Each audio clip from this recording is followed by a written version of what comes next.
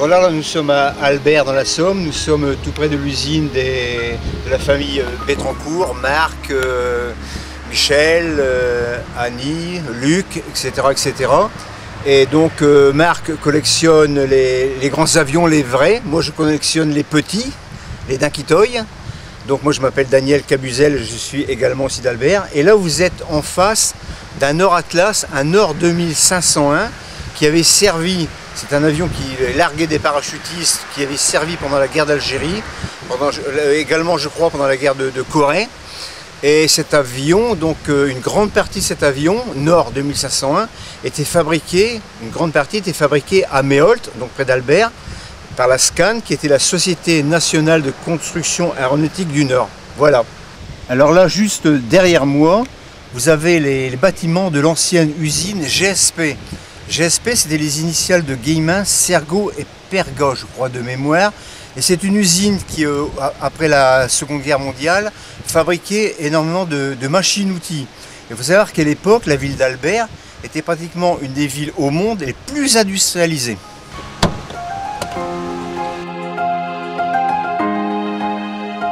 Suivez le guide.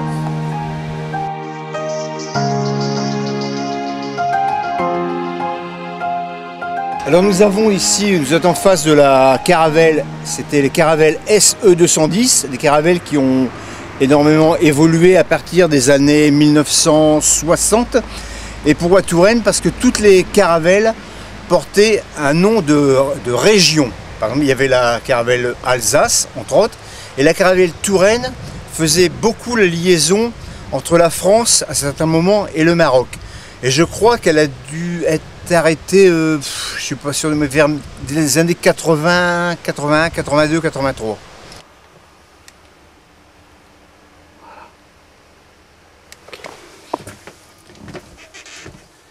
Alors ce qui est surprenant, c'est que le poste de pilotage, c'est quand même un avion pour l'époque qui est très très moderne, et le poste de pilotage peut paraître assez, je dirais pas obsolète, mais des cadrans un peu basiques, alors que c'était des cadrans qui avaient une fonctionnalité qui était quand même extraordinaire. C'est vrai que ça peut paraître, pour quelqu'un qui est novice, on se croirait dans un avion des années 40, 45, 50. Et ben non, on est dans un avion à réaction, qui est la Caravelle SE210 Touraine, et qui actuellement est définitivement sur le parc, basé à Albert, donc près des ateliers de la famille Bettencourt. C'est vrai que c'était... On va décoller.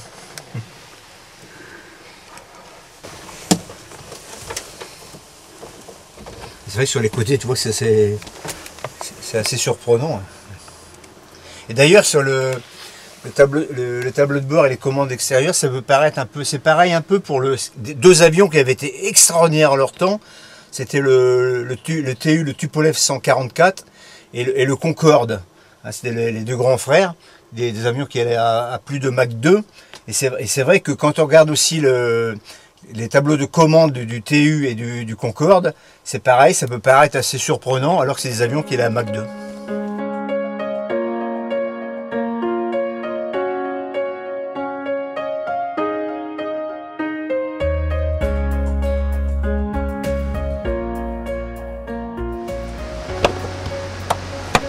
Hop, et voilà.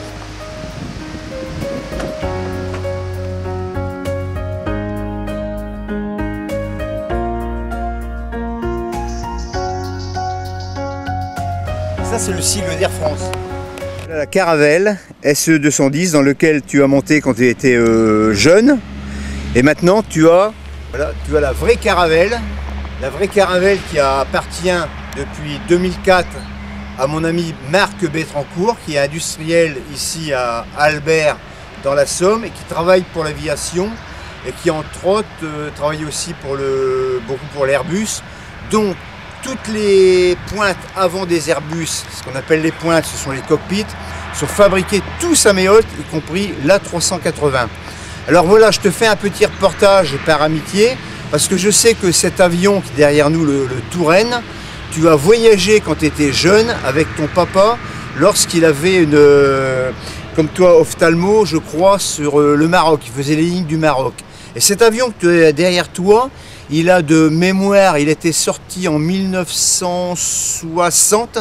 Il a terminé sa carrière en 1981 par un vol aller-retour Paris-Amsterdam.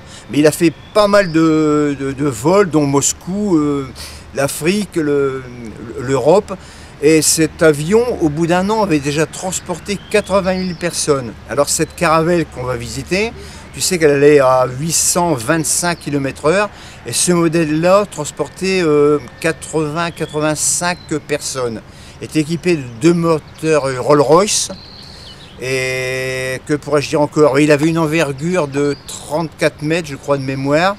Et une longueur de 36 mètres avec un poids de 58 tonnes. Et sur lequel il pouvait prendre 12 tonnes,2 de masse, c'est-à-dire de passagers et de bagages. Alors voilà, maintenant suivez-moi, Michel Klinckhofer, toi qui est comme celui qui filme, qu'on présentera tout à l'heure, toi qui est alsacien d'origine mais qui habite à Aubenas en Ardèche, et ça ne s'invente pas parce que tu as ton cabinet qui est rue de l'Industrie, mais à Aubenas en Ardèche, et ici nous sommes rue de l'Industrie, mais à Albert. Alors suis-moi, on va aller dans la caravelle. Alors tu dois te rappeler quand tu montais ces marches, on va ouvrir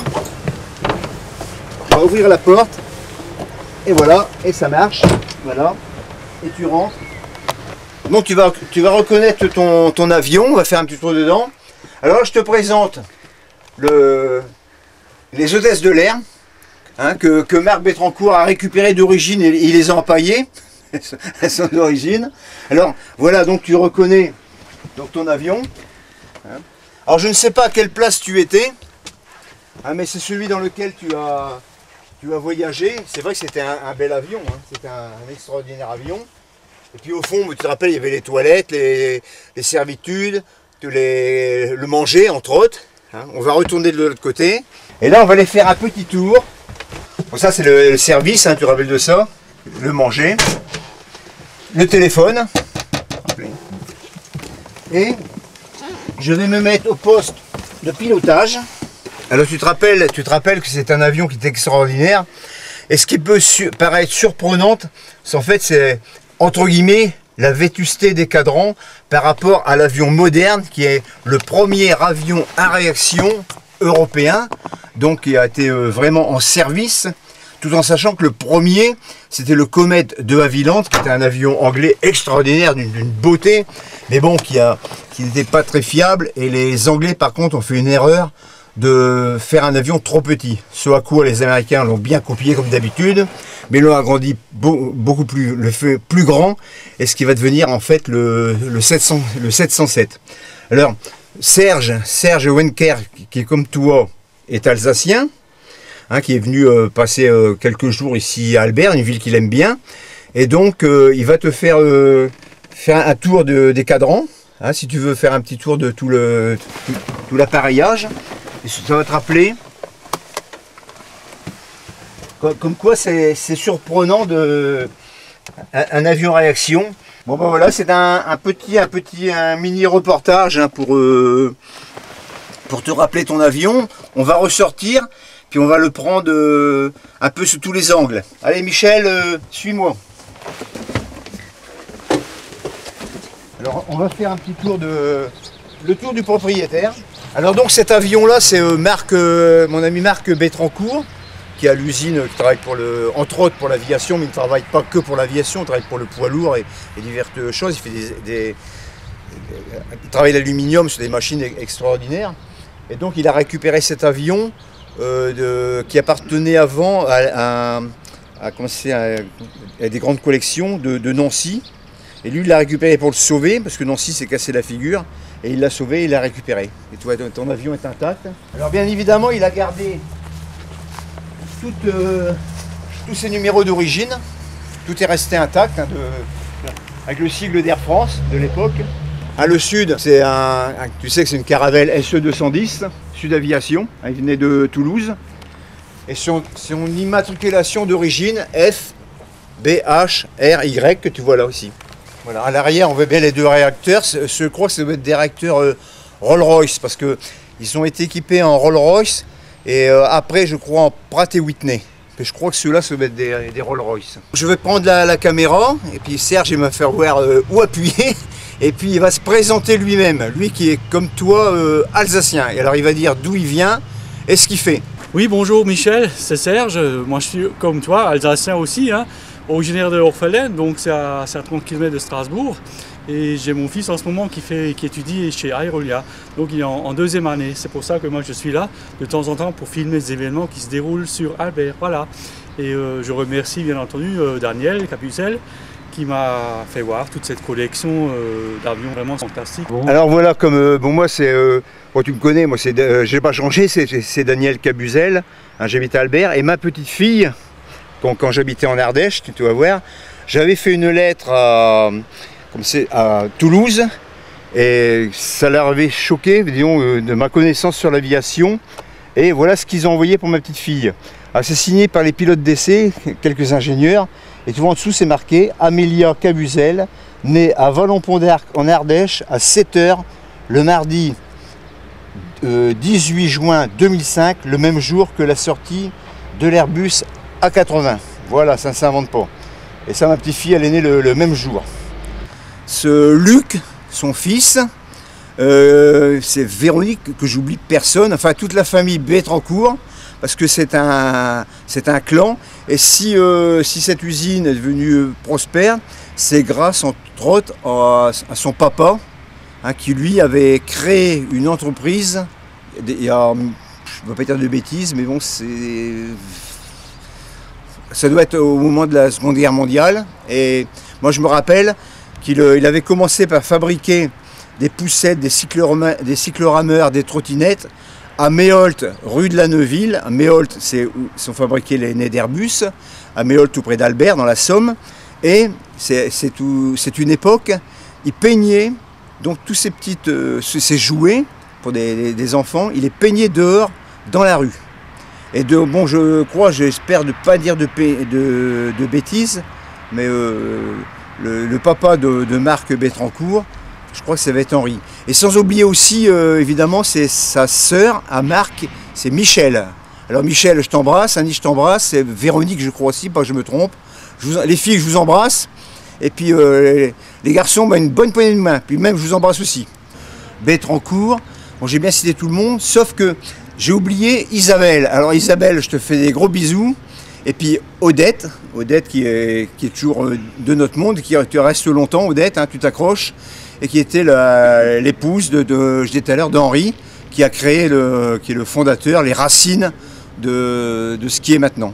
Alors je fais des grosses bisous à tous, et voilà. Maintenant tu peux couper, mon ami alsacien. Allez. Et puis maintenant il ne reste plus qu'à notre ami l'Alsacien, Serge Wenker, de monter, de faire la musique. Il me l'enverra sur internet dès que je l'aurai. Marc, je te l'enverrai. Et je te l'enverrai aussi Michel Klinkofer. Salut!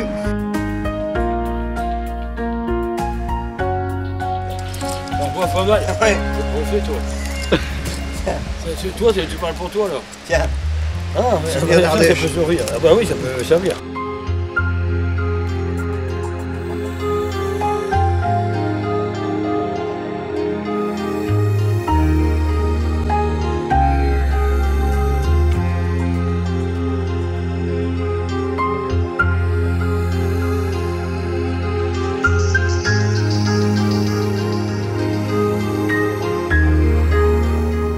Les avions en 1997, oui. Ici. Mais j'avais commencé par les voitures avant, en 1964. C'est pas jeune. Hein. Ça veut dire qu'on n'est pas jeune non plus. Le pire, c'est que mon année de naissance, elle est plus ancienne. Oui, alors j'ai une 60aine de voitures anciennes et puis une 50aine d'avions qu'on a rassemblés ici. Des vélos, des machines à coudre. Parce qu'à Albert, on a fabriqué beaucoup de machines à coudre Urtu et Rocher. Et les cycles, Georges Richard, Urtu, Rocher, enfin, c'était une grande industrie du cycle, de la machine à coudre et de l'avion, avec Henri Potez. Voilà, et Henri Potez était à Albert en 1924. Et depuis ce temps-là, la ville d'Albert vit avec l'aéronautique depuis cette période. Et tout à l'heure, je vais expliquer on fabrique à Méholt, hein, toutes les pointes avant des Airbus, quand même. tous les Airbus pour des pointes avant d'ici. Et nous fabriquons des pièces pour tous les Airbus aussi, dans l'usine en face. Et toute cette collection s'est agrandie d'année en année, si je comprends. Hein. Ah ben, c'est assez difficile, mais enfin, tous les ans, on ramène 2 ou 3 avions, quoi. Mais là, je vais arrêter parce que j'ai plus beaucoup de place. Les vautours, il y a les ailes d'arrivée. Ah oui, d'accord. Et il y a le fuselage qui arrivera plus tard. Le réacteur. Et le Mirage 4 est arrivé. Ouais. Le Mirage 4 est arrivé, il y a 2 Jaguars aussi d'arrivée. Un monoplace et un biplace. Voilà, donc ça continue. Le patrimoine albertain s'enrichit. Tout à l'heure, je faisais voir aussi l'usine GSP. À l'époque, ici, il y a aussi des machines à coudre, des machines à outils, oui, qui ont été fabriquées à Albert, comme Victor Linet. On a une raboteuse Victor Linet ici. Et un étoilimeur GSP qui a été construit ici à côté. Donc c'était très industriel à Albert. Titan, Cazeneuve. Et maintenant, il n'y a plus grand-chose. Il n'y a que Linet qui est remplacé par Forest. Bon, allez. En tout cas, merci bien. Je reverrai après.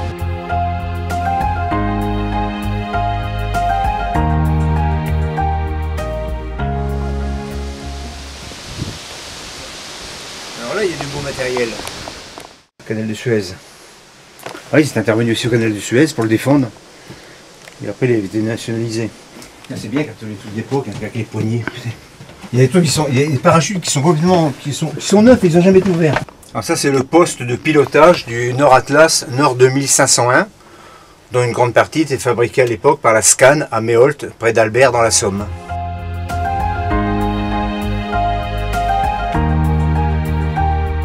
Le radio, le navigateur, devant le copilote et le pilote. Et ici, c'est le câble qu'ils accrochaient les trucs quand ils sont en parachute.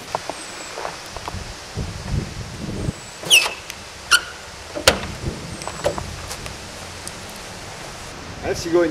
Une cigogne alsacienne.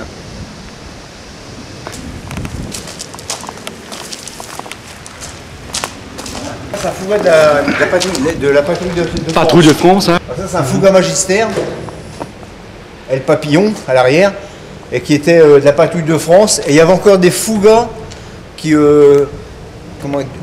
étaient à Orange, basés à Orange, qui volaient encore. Il y a encore, là nous sommes en 2013, qui volent encore 2004-2005.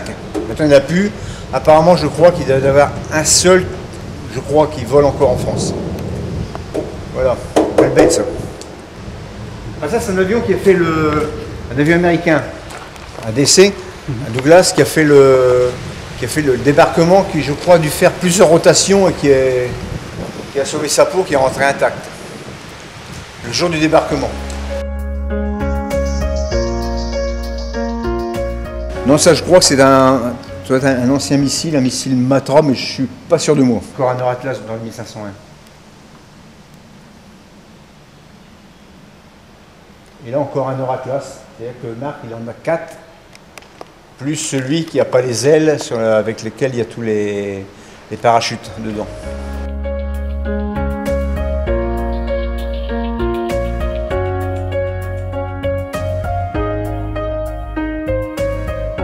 Ça doit être les ailes du vautour, ça. Oh, regardez, c'est fixé avec tous les tuyaux hydrauliques.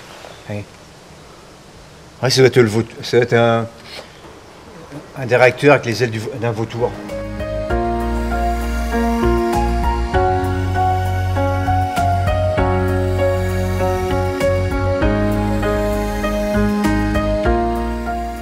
Ça doit être les ailes d'un vautour, on va demander à Marc. Là c'est le vautour. Toi ouais. Là c'est l'aile. C'est l'aile à côté, puis l'aile. Attends, ça c'est l'aile gauche, donc ça c'est l'aile droite. Ah bien, t'as un Jaguar, ça c'est un Jaguar. C'est marqué du rouge. Bon, ça c'est un Mirage d'assaut, Mirage 4, et c'était Marcel Dassault de son vrai nom Bloch, était un copain, et ils avaient été à l'école ensemble, je crois, avec Henri Pothèse, et tous les deux avaient inventé l'hélice éclair, qui allait changer pas mal de choses avec les avions à piston. On va faire un tour dedans. Vas-y, viens. Bah ça aussi, c'est touche pas sa petit con, qui puis ça, ben ça aussi, touche pas sa petit con. Comme dans le film, avec Jean Lefebvre. Mais sauf que là c'est dans un avion, là c'est dans un Nord 2501, mais dans le film Touche pas sa petit con, c'est dans un train à vapeur. Henri Potez, il fabriquait aussi des poêles, des feux. Il a fabriqué des feux qui, je crois, étaient fabriqués dans le nord de l'Angleterre, en Irlande. Ah, c'est un Douglas, hein? Ouais, Douglas, c'est l'avion qui a fait le... Ah, on peut aller dedans, hein. Tu vois, il est comme ça, en fait. Attention. On peut l'ouvrir.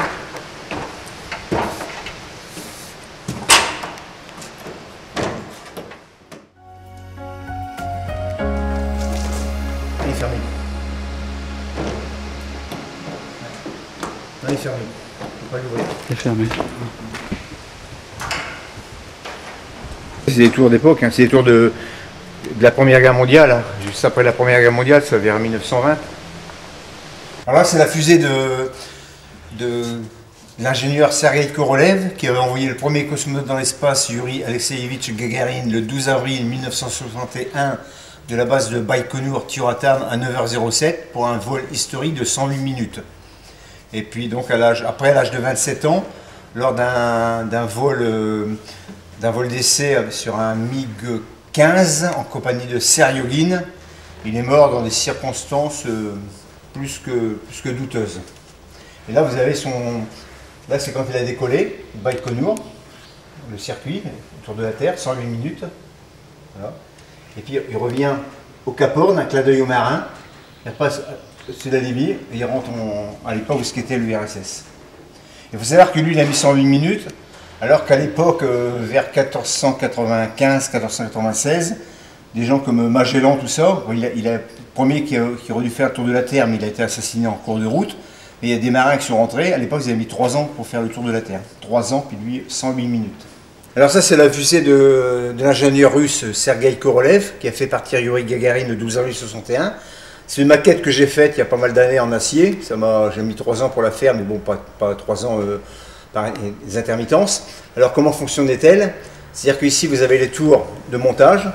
Alors avant le décollage, les tours s'abaissent doucement. Ici vous avez le cordon ombilical, c'est-à-dire tout ce qui est les liaisons électriques et puis en oxygène, kérosène. Tout. Et lorsque ça se détache, ce sont les ondes qui prennent le dessus.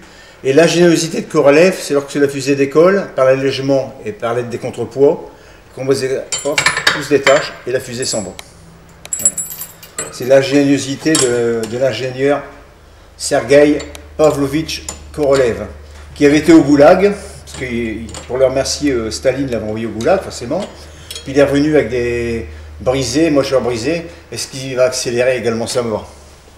Enfin, l'histoire de l'Union soviétique, c'est aussi pour en faire un roman, parce que tous les ingénieurs, tous ceux qui sont morts dans des circonstances dramatiques, inimaginables, c'est même pas pensable. Et là, vous avez ici là-bas la station orbitale Mir, qui avait été inventée aussi par les Russes, et qui après sa petite sœur, qui est maintenant la station internationale, mais qui est ni plus ni moins la copie de la station Mir. Et puis bon, on fait les expériences qui avaient été faites du temps de Mir. Hein. Là-dessus, on n'a rien inventé, on tourne désespérément à 400 km autour de la Terre, voilà, ainsi va l'histoire. Par le père Marc Betrancourt, le père d'Annie, et il fabriquait ça à Méholt, il peignait dans la rue à l'époque, toute une époque. Il y a des vélos. Alors, regarde, voilà, justement, ça c'est natif. Ça c'est un natif américain, c'est dans l'Ohio. GSP. Bon. Ça c'est GSP que j'ai expliqué tout à l'heure, c'est l'usine qui avait juste à côté de celle d'ici, Guillemin Sergo Pergo, qui fabriquait des machines outils. À la planète Terre, qui se sont élevés du sol, pilâtre de rosier, français, François d'Arlande, qui est français. André, c'était sous le règne du roi de France Louis XVI. André Garnerin, qui est le premier à sauter en parachute, il est français. La première, Jeanne Labrosse, qui deviendra sa femme, qui est française. Le premier à voler avec un plus lourd que l'air, donc c'est Clément Ader, en 1890 avec l'Éole, il est français. Et d'abord, l'avion, le troisième guide franc, on l'appellera avion, et avion en grec ça veut dire oiseau. Et en plus, après donc le final, le premier à partir dans l'espace, c'est un russe, Yuri Gagarin, on reste toujours dans le bleu, blanc, rouge, rouge, blanc, bleu. Et la première femme à partir dans l'espace, c'est Valentina Tereshkova. Et là, on est le 24 juin, et il y a quelques jours, on a fêté ses 30 ans, les 30 ans de son vol. Et Valentina Tereshkova, elle est encore vivante. Voilà. Et ne marque pas de conneries, et ne marque pas en alsacien, marque en français. Je regardais ce que les autres ont écrit. Ah oui, on n'a pas le droit de copier, c'est pas comme au bac. On ne copie pas comme au bac. Allez, vas-y. Et n'oublie pas de mettre la date, c'est important. 2013, mois de juin. Alors, lis un peu ce que tu as marqué. Donc, vraiment fantastique cette superbe collection. Merci à vous. Nous sommes le 25 juin 2013. Voilà. Puis ton nom? En alsacien, Serge Benker. C'est très bien.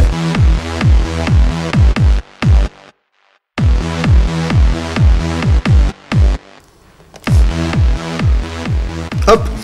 Alors ça va être un MiG-17 qui est de fabrication russe et qui était à l'époque, qui appartenait on voit bien les emblèmes, à la République démocratique allemande, la RDA. La RDA défunte en 1989.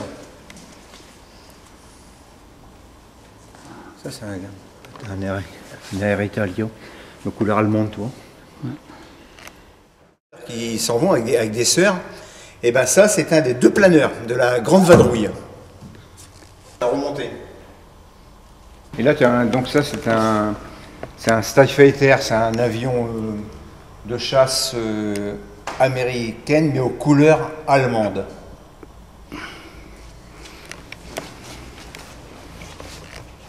Ça, c'est un Pothèse. Ça, c'est un avion Pothèse.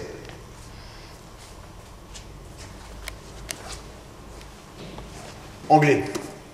Et avec beaucoup de bois.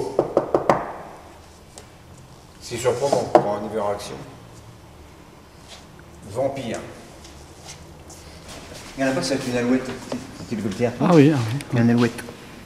Alouette, alouette, je te plumerai. National d'études construction de moteurs d'avion. Bon, comme j'étais dans la mécanique, j'ai vu une fusée, vous allez vous rappeler. Attendez. Vous avez ici les bras de servitude, de commandement, qui se dégagent. Ici, c'est le cordon ombilical, donc les liaisons électriques. Au moment où ça bascule, donc ça passe par les ondes. Et après, et c'est l'ingéniosité de l'ingénieur Korolev, c'est la fusée tout simple en fait. C'est des basculeurs par le poids, parce qu'il dégage, qui se bascule, et quand même avec des vérins pour pas que ça coince. Et lorsque la fusée décolle, tout bascule. J'ai mis 3 ans pour faire ça, celle-là. Ah oui, quand même. Ouais. Pas 3 ans complètement, mais je veux dire, parce que une passion, par moment, faut arrêter. Puis après, c'était un autre industriel qui fait les vérins, Jackie Vandenbulk, Jackie et Jean-Marc, qui me l'ont chromé. Ce sont aussi 2 amis, on a fait de la course ensemble, on était... Toi aussi, à la course à pied, sur 1500 mètres. Pour pas les filles, ah non, pour un pied. Il y avait des filles devant. Voilà, n'empêchez pas l'autre.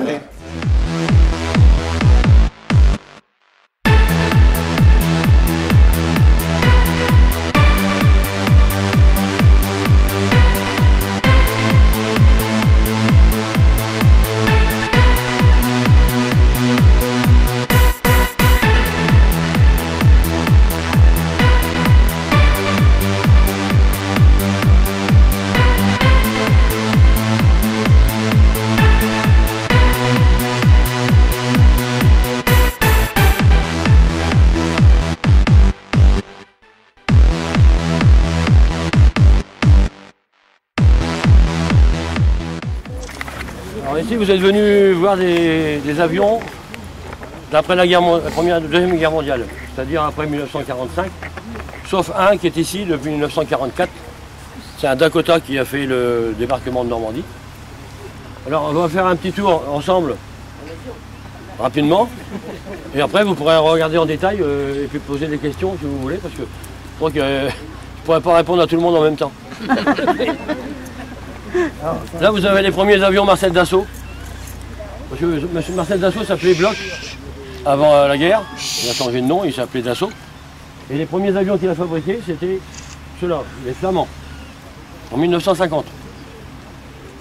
Ça, c'est un bombardier avec le nez vitré et un avion de liaison avec le nez plein. Il servait un peu à tout. Et surtout la guerre d'Algérie, ça a fait ça. Et en même temps, il a fait un chasseur qui s'appelait l'Ouragan. L'Ouragan que vous verrez là-bas au fond après. Et donc on va avancer rapidement. Derrière, il y a un Nord Atlas. C'est le Nord 2501. Je ne sais pas si quelqu'un connaît les Nord Atlas. Beaucoup. Il y avait beaucoup qui servaient aux parachutistes et au transport de matériel militaire, quoi, jeep, tout ce qu'on veut. En face, vous avez le seul avion civil ici, pour ainsi dire. C'est l'avion de ligne la Caravelle. Le premier avion de ligne français à réaction. C'est de 1961, celle-là. C'est une des premières. C'était un 100 places. Elle a 70 places, celle-là, mais ça a commencé à 85 places et après, ils ont fait les plus grandes. Caravelle 10, Caravelle 12. J'ai fait les pièces. Qui faisait jusque 120 places, quoi. Vous avez fait des pièces? Ouais. Ah bon, c'est bien. Vous étiez dans la mécanique? Ouais. Ah, bravo. Et nous, on fait des pièces pour Airbus. Maintenant, je fais plus rien. Vous faites plus rien. Ah bon. Mais c'est rien, vous venez voir les anciens. C'est déjà pas mal. Alors, à côté ici, de vous, là, c'est l'avion des Chevaliers du Ciel. Ah oui. Tanguy la Verdure. C'est un avion américain, le T-33, qui a servi d'avion école. Il servait aussi en Algérie, comme avion normal, de chasse. Et derrière, c'est un morceau de Boeing 727. C'est un fuselage seulement, qui était à l'école de Villegénis pour la formation. Alors, Tanguy la Verdure, donc, commençait sur ces avions-là, et il continuait sur Mirage 3 à l'époque. Mirage 3, il y en a un droit qu'à droite après. Et toutes les ailes de Mirage 3 ont été fabriquées ici à Méholt. Ce que je ne vous ai pas dit, ou vous savez peut-être, la ville d'Albert, c'est une ville aéronautique depuis 1924. Avec Henri Potez, qui est venu ici s'installer en 24. Et il a fait les premiers avions Potez 25, ici à Albert. Avant, il était sur Paris. Il faisait déjà des avions avec Marcel Dassault. Puisque Marcel Dassault qui s'appelait Bloch. Ah À l'époque, il s'appelait Marcel Bloch. Marcel Bleu. Ouais, ils étaient de la même école, ils ont fait des avions ensemble avant. Alors, on va s'enfiler dans les hangars là. Dans le Mirage 4. Chez nous, on a fabriqué le Mirage 4 pour transporter la bombe atomique. Cet avion, c'est un gros chasseur bombardier, l'un des plus gros à l'époque, des années 50, 53. Alors que le moteur n'est pas trop gros. Le moteur qui est à côté, oui. À côté de vous, à droite, là, c'est un moteur de Boeing 747. Et il y a quand même 4 sur l'avion, comme ça. Vous savez, c'est les gros jumbo, là. Alors ça paraît gros ici, et ça paraît moins gros sur les avions quand on les voit. Parce que l'avion est énorme. Et au-dessus de ce moteur-là, ça c'est le Dakota qui a fait le débarquement de Normandie. Il a largué à 2h20 du matin, la nuit du 5 au 6 juin 1944, sur Sainte-Mère-Église, avec le lieutenant Jackson, qui est marqué dessus. De côté, on le verra. Alors, oui, c'est un avion mythique, parce que c'est quand même l'histoire tout près de chez nous. Là. Et c'est donc un rescapé de la Deuxième Guerre mondiale du débarquement. Parce qu'il y a quand même eu beaucoup d'avions abattus, et puis des parachutistes morts. Oui. Ouais. Et celui qui est devant nous, Alors, là, devant, celui-là, c'est un Mirage 3 comme dehors. Ah oui, Mirage 3E, il y a un radar Cyrano dans le nez. C'est un peu reconnaissance avec des radars de détection, quoi. Devant vous, c'est un Mirage F1. Dans la série de Marcel Dassault, je vous ai dit, il a fait des avions de transport là-bas, les Flamands. Les premiers chasseurs, c'est l'Ouragan qui est au fond là-bas. Ah oui. Après, il y a eu le Mystère 2, Mystère 4, que j'ai pas, il y a un trou. Dans la collection, il y a un trou. Après, il y a le Super Mystère B2, qui est là après. Et ensuite, c'est toute la série des Mirages. Mirage 3, Mirage 4, Mirage F1, les prototypes Mirage 5 et quelques-uns autres aussi. Et on est arrivé au Mirage 2000, qui se construit toujours, et le Rafale. Le Rafale, c'est les derniers. Pour l'instant, on est là. Et entre deux, ils ont fait aussi un avion franco-britannique, le Jaguar. ah oui. Le Jaguar, il y a un monoplace ici, il y a un biplace. Vous verrez. Et il y a un Mirage 4 au fond, qui est beaucoup plus gros qu'un Mirage 3. C'est un Sikorsky. Et là, c'est ça qui a été remplacé par les Puma. Puma, Super Puma. Dans les années 53, 4. 53, 54. C'est marqué sur les pancartes. Et celui-là, il n'a jamais été donc militaire, si on peut dire. C'était le numéro 8 de la pré-série. Ah, c'est un chasseur, normal. Il est comme tous les chasseurs. Il fait la même taille à peu près que les Mirage 3. Alors, le Jaguar, qu'on vous parlait tout à l'heure, c'est un franco-britannique. Voilà un monoplace. Et derrière, il y a un biplace qui vient d'arriver. Il est arrivé la semaine dernière, celui-là. On a bien fait de venir aujourd'hui.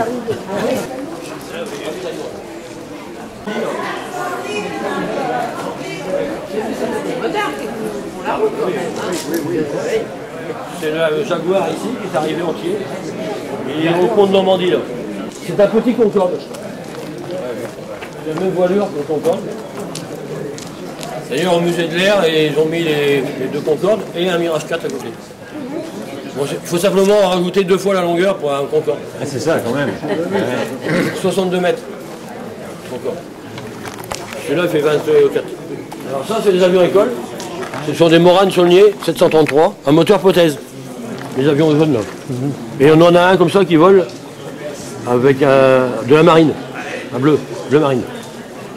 Moteur prothèse de 6 cylindres. Il y en a 2 ici et puis il y en a 2 là-haut à la piste. Là il y a beaucoup de choses enlevées là. Ils prennent le principal qui sert toujours dans d'autres avions. Oui, c'est ça. Ceux qui volent encore. Ah, oui, oui. Mais les Mirage 4 ils volent plus. Les Jaguars ne volent plus non plus. Ils ont été arrêtés en 2005.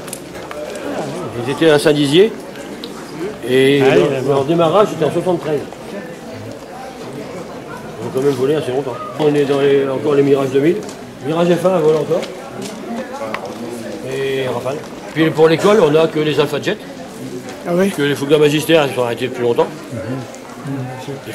L'Alpha Jet est déjà bien ancien aussi. Ah oui, Oui, c'est ça.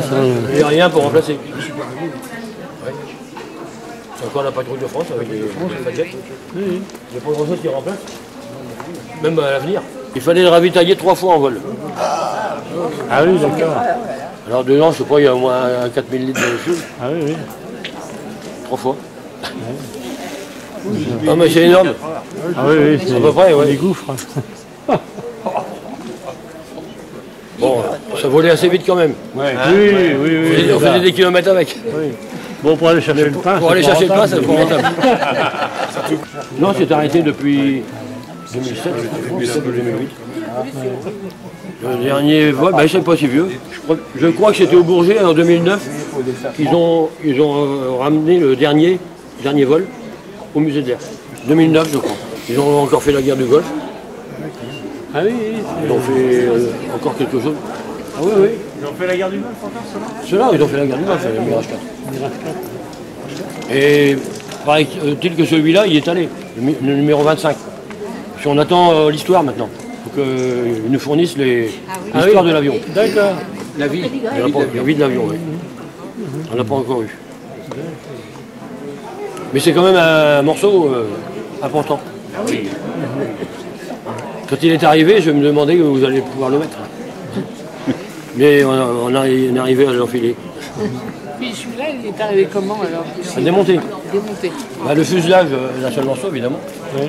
Et les ailes, debout en biais parce que c'était assez haut aussi.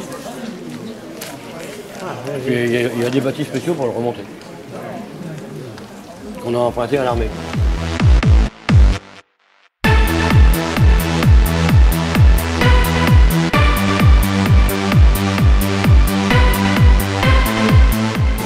Pardon, c'est un moteur en étoile de 1525 chevaux. 1525 chevaux. 9 cylindres en étoile. Et il y a 9 cylindres, oui, il y a 9 pistons.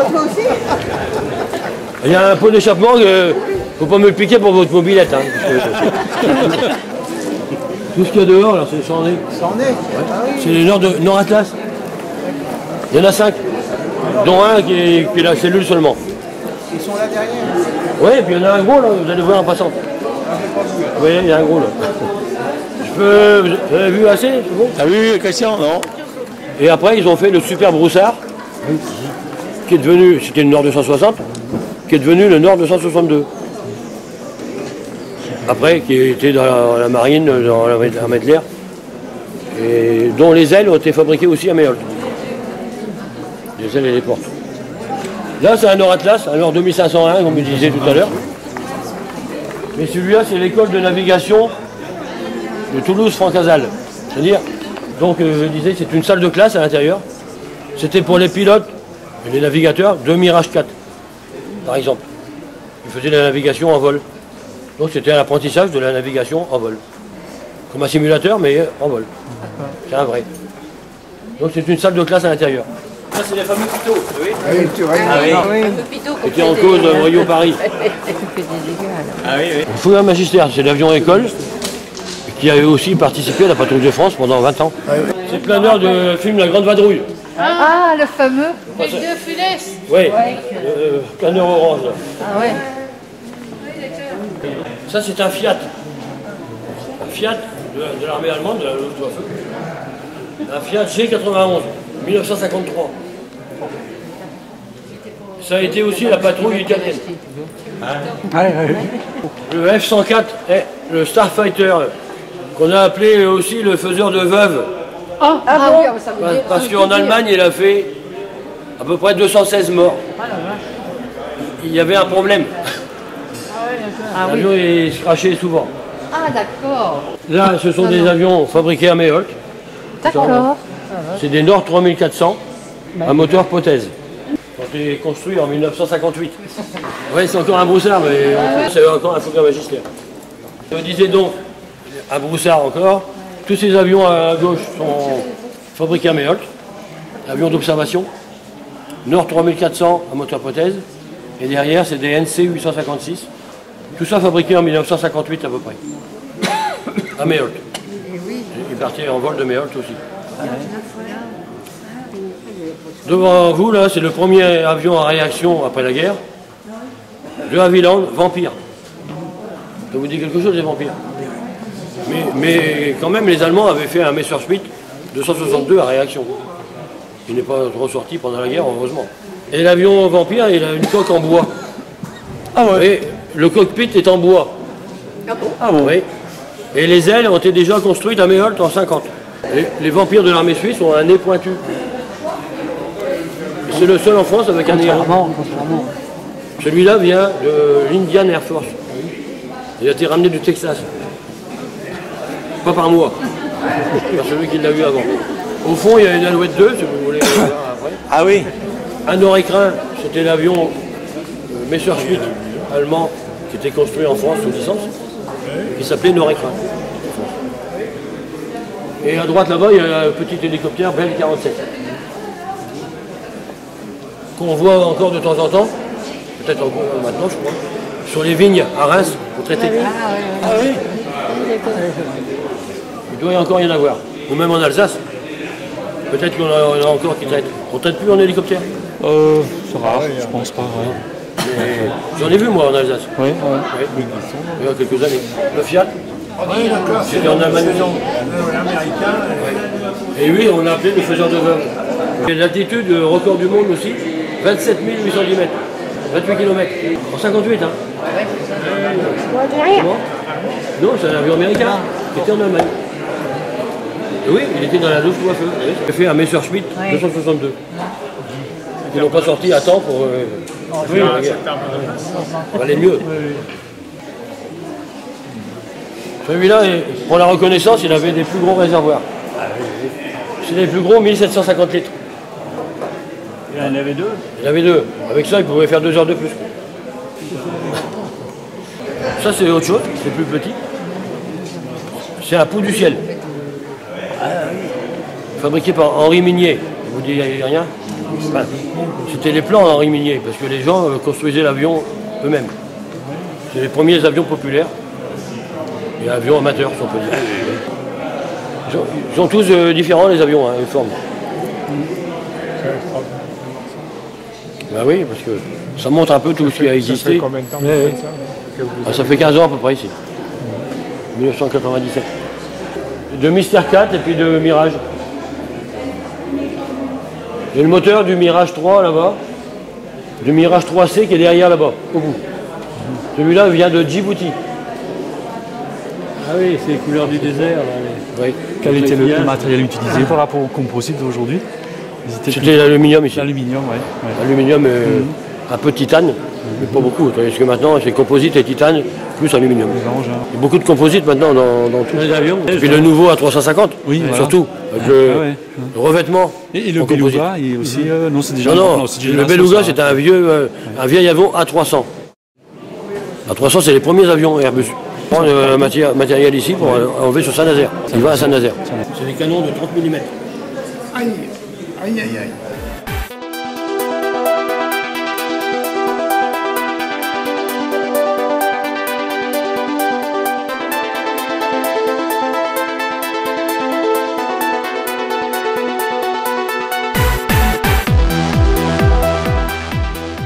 Qu'est-ce que c'est comme emblème sur l'avion? C'est l'Allemagne de l'Est, anciennement. Allemagne de l'Est, d'accord. DDR.